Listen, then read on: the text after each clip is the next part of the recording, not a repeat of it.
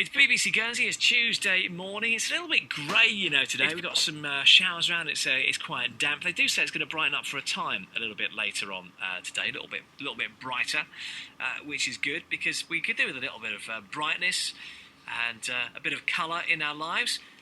Maybe there's another way of getting that this morning because Guernsey's only tower block has been empty since the start of this year while preparations begin to refurbish it for flats. But an exception was made for 10 days while local artist David Gilliver was allowed access to compose some stunning light photos, for which, of course, he's well known. The pictures are being compiled into an exhibition, which is going to be on at the market next month. But to find out more, let's join our reporter, Ewan May, who is in St Peter Port this morning. Yes, in the heart of St Peter Port, Jim, below the Corder Park. It is Guernsey's only tower block, effectively.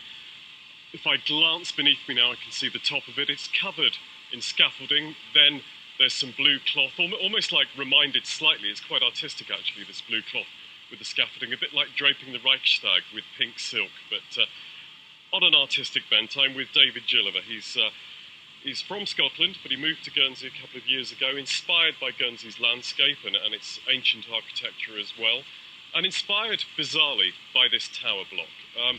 You studied art in Glasgow. This must be reminiscent slightly of what you saw in Glasgow. Yeah, to an extent, the weather certainly is today.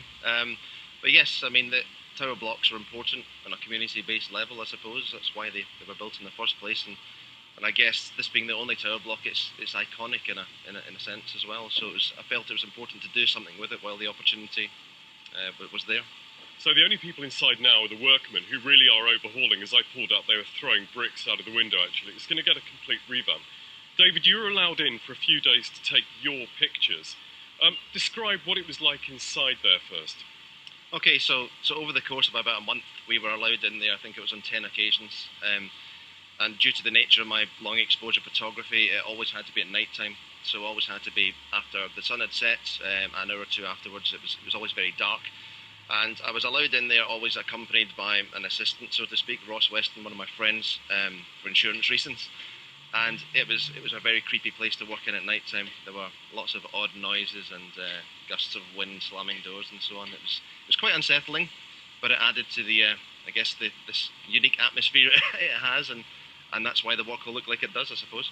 Okay, so it's a work in progress. We're not able to see the pictures yet, but describe for people, if you can, your photos and the way you take them using light. Okay, so the technique is fairly abstract, but I'll do my best to make this as simple as possible. The technique is as straightforward as this. My camera is on a tripod, and it's left to take a very long exposure in the dark. Now, during the exposure, I'm able to walk into the frame of the photograph that's being taken and spin lights around, which sounds pretty crazy, but the results can be quite refined when you're very careful about how you go about making the work. And because I'm constantly on the move while I'm spinning the lights around, I remain invisible. So the work, in essence, I was hoping, and I think it does, reflect an empty building that has a presence in all of these rooms, these memories that have been left behind, remnants of the tenants. Much like my work is a remnant of my spinning the lights around, there's something left over that's visible. So what condition was the building in? Were there bits and bobs left over from previous tenants then? Yeah, it was very interesting because the rooms had essentially been ripped out. There were pieces of curtain maybe left up, maybe some carpet still left down, the odd piece of furniture. Not much, but enough to work with, I suppose, and like I say, to give each of these rooms their own personality, which I felt was very important because although this tower block is a mirror image of itself on either side, all the way up from the bottom to the top, each room felt different, and I think that was quite important because each room has its own history, its own memories, its own story to tell, and that's why each of my images will look fairly unique as well. You talk about using light and spinning that light, walking around. What sort of lights do you use? So they're essentially small LED lights that I use to spin the spheres, which you'll see in the exhibition, which are essentially large floating balls of light that hover off the ground. And yeah, I use these small finger LEDs that I attach to a device that's kind of a trade secret, if you like. I'm not going to share what it is, but it's something I use to spin the lights around, and yeah, so LEDs is your answer. So you're the only photographic artist doing this with light? No, not at all. There are many light painters across the world. I was, I think, the first to begin making significant bodies of work in the Channel Islands using the technique of light painting, or painting with light, as a lot of people know it by. But that's growing. I've been teaching workshops in the Channel Islands, and I'm hoping to share the technique, if you like, and help better others at mastering it. Artists are inspired by the Channel Islands, painters certainly, and photographers by the natural light and by the clarity of the sky. Yet you often use the dark, or you'll go into buildings and you'll have a building framing the landscape. So your use of light is different. It is, essentially. I mean, it's literally like you say, I introduced my own light essentially in the darkness.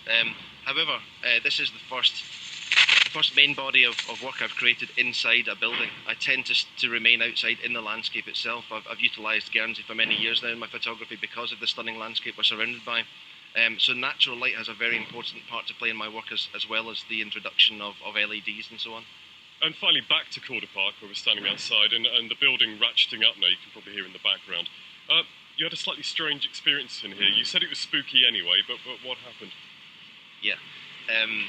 So basically, each evening I was working with Ross. I wouldn't say joke about it, but I would often say to him, the last thing I ever want to hear in this place while we're working in here alone is footsteps in the stairwell. Now, the Guernsey police paid us a visit one evening when we were up in the 6th floor making this work, and they kept very quiet most of the way up the stairs. I think they felt they were making some kind of bust on a couple of people that were up to no good. And it was just us, obviously, with our cameras, which they were fairly, I think, relieved to see in the end. But yeah, that wasn't very pleasant, because at least they didn't make much noise until the very last minute. Because if I'd had to hear them coming up 6 flights of stairs prior to their entrance, I think that would have been much worse. David Gilliver, thank you very much. A Blair Witch moment there, Jim. And I've been here once, actually, years ago, back in the 80s, when I had a nice mullet haircut. You were talking about baldness earlier on. And I came to a New Year's party. I think it was right on the top floor, and impressive views, as I recall. Wow, out of breath by the time you got to the top. Now, this exhibition is next month at the market, isn't it? Exhibition, David, next month at the market?